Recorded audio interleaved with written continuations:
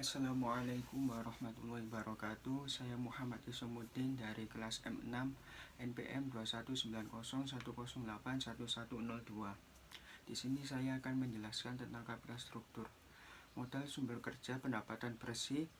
Pendapatan bersih adalah pendapatan suatu pokok perusahaan yang dikurangi harga pokok penjualan, pengeluaran, depresiasi, amortisasi, bunga, dan pajak. Yang kedua, penurunan aktiva secara tiba-tiba atau tidak terduga dalam pemanfaatan jasa, aset, pabrik, dan kendaraan. Yang ketiga, kenaikan ekualitas pemegang saham. Ekualitas juga diartikan sebagai modal karena berupa harta yang dikeluarkan oleh perusahaan digunakan sebagai biaya operasional perusahaan. Yang keempat, peningkatan kewajiban tidak lancar. Dalam hal ini menjelaskan tentang kewajiban yang telat sampai jatuh tempo. Yang selanjutnya, faktor untuk mempengaruhi struktur modal. 1. Sistem manajemen yang diterapkan oleh perusahaan. Yang kedua, kebijakan yang diinginkan oleh perusahaan. Ketiga, ruang lingkup aktivitas bisnis yang dijalankan. Yang keempat, kondisi makro dan mikroekonomi berlangsung dalam luar negeri yang turut mempengaruhi pengambilan keputusan perusahaan. Penjelasan. Balancing teoris kebijakan yang diadopsi oleh perusahaan untuk mencari pendanaan tambahan melalui peminjaman bank yang bagus atau dengan menerbitkan obligasi kunci. Kondisi yang diterapkan. 1. Perekonomian. Yang kedua, kondisi sosial budaya politik yang dikatakan stabil. Ketiga, cadangan perusahaan maksimal. Yang keempat, grafik penjualan meningkat. Pecking order teori, kebijakan yang dikejar oleh perusahaan mencari lainnya dapat pendanaan dengan menjual aset yang dimiliki. Kondisi diterapkan oleh pecking order teori. 1. Perusahaan menjual aset berdasarkan besarnya kebutuhan. Kedua, kondisi ekonomi instabilitas. Ketiga, penjualan aset tidak mempengaruhi kondisi keuangan perusahaan. Keempat, aset perusahaan dalam keadaan cukup dijual. Selanjutnya, sumber dana untuk mengeluarkan jangka pendek. Sumber pendanaan jangka pendek adalah dana yang harus dilunasi atau dibayarkan dengan cepat dalam waktu 1 tahun atau kurang untuk menyelesaikan kegiatan operasional dalam perusahaan bersifat sehari-hari. Laba ditahan tidak cukup untuk memenuhi kebutuhan operasional perusahaan. Sumber dana jangka pendek. 1. Hutang, dagang, pinjaman, perbankan, factoring, letter of credit, dan kredit. Neraca perusahaan aktiva sama dengan 100, hutang 40, ekuitas 60, PA sama dengan TA dikali PP. PA itu mengisar harga peminjaman, TA itu total aset, PP persen adalah suatu peminjaman. Mungkin dari saya cukup segini. Assalamualaikum warahmatullahi wabarakatuh. Soal. Berdasarkan data di atas, maka dihitung 1.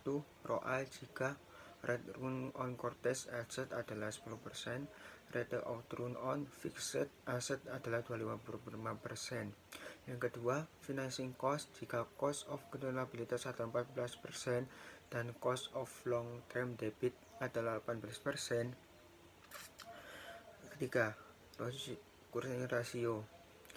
Soal kedua, pada awal bulan Maret 2021, manajer keuangan PT AGB melakukan suatu kajian melihat return on quality perusahaan.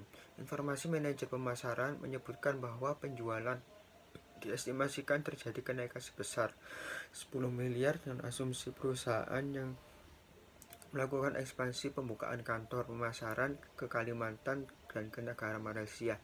Adapun beberapa informasi lainnya adalah posisi rasio utang 45% dan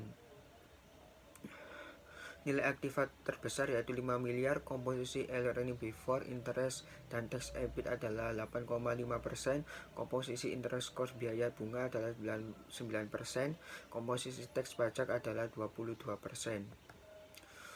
Soal PT JAS berkeinginan untuk mengembangkan menciptakan produk dengan kebutuhan dana 100 juta. Terdapat dua sumber dana yang bisa dipakai, satu sumber dana internal dan kedua sumber daya eksternal yang diambil dari liabilitas. Aktiva current asset 600, fixed asset 1.800.000, total asset 2.400.000. Pasifanya 300, long term debit 2.100.000, total diabetes 2.400.000.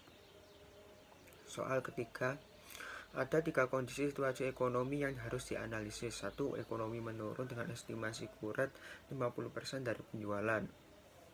Yang kedua, kondisi ekonomi stabil dengan estimasi kuret aset 45% dari penjualan. Yang ketiga, kondisi ekonomi berkembang dengan estimasi kuret 30% dari perusahaan. Jawaban untuk nomor 1.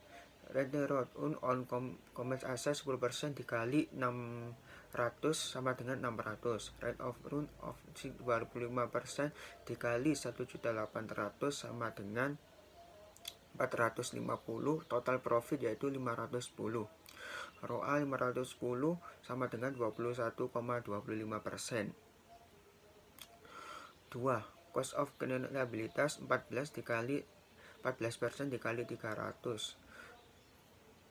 Dan 42, long cost term 18% dikali 2.100 sama dengan 378. Total cash financing 420.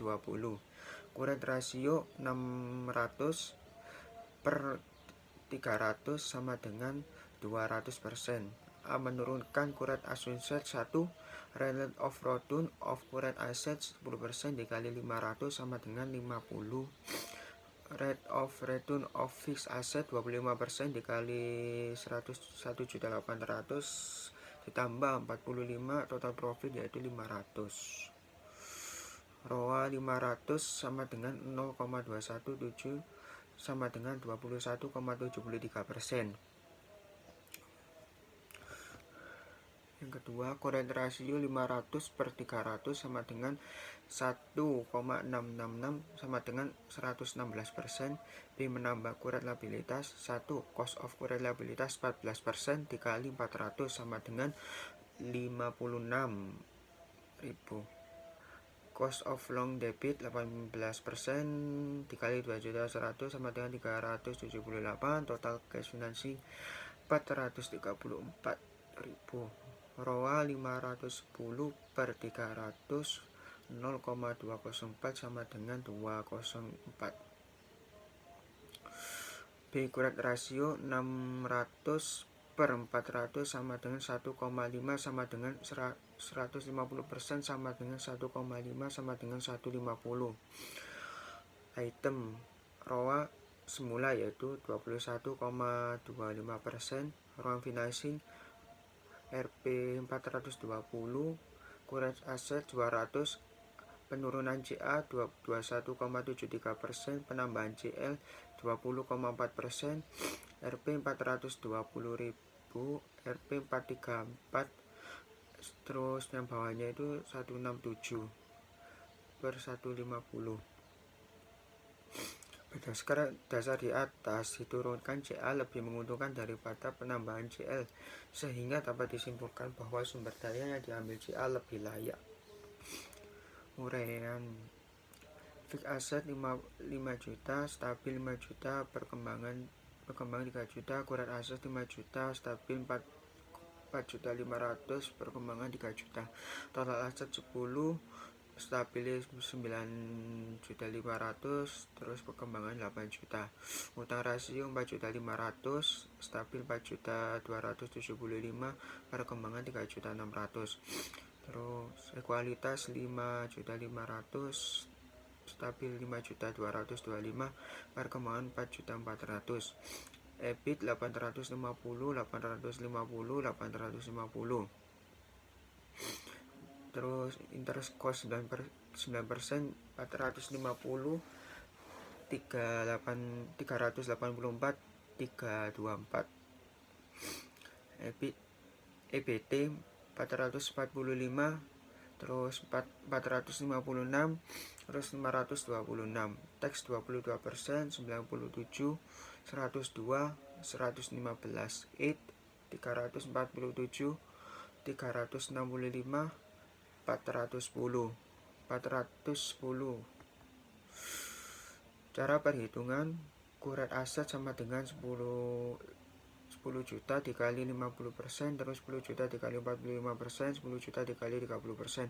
Utang rasio 45% sama dengan 10 juta dikali 45%, 9 juta 500 dikali 45%, 8 juta dikali 45%. Kualitas aset total dikurangi kewajiban utang 10 juta dikurangi 4 juta 500, 9 juta 500 dikurangi 4 juta 275, terus 80 juta dikurangi 3 juta 600.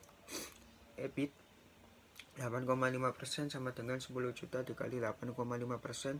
Internet loss 99% sama dengan 4 juta 500, terus 4 juta 275, selanjutnya 3 juta 600. EBIT internet cost 850 dikurangi 405, 850 dikurangi 384, 750, terus 850 dikurangi 324. Soal tax 22% sama dengan EBIT dikali tax 22, 445 dikali 22%, 465 dikali 22%, 526 kali 22%. EBIT tax 22%, 445 dikurangi 0,7,900, terus 496 dikurangi 102, 355. Mungkin dari saya cukup sekian. Wassalamualaikum warahmatullahi wabarakatuh.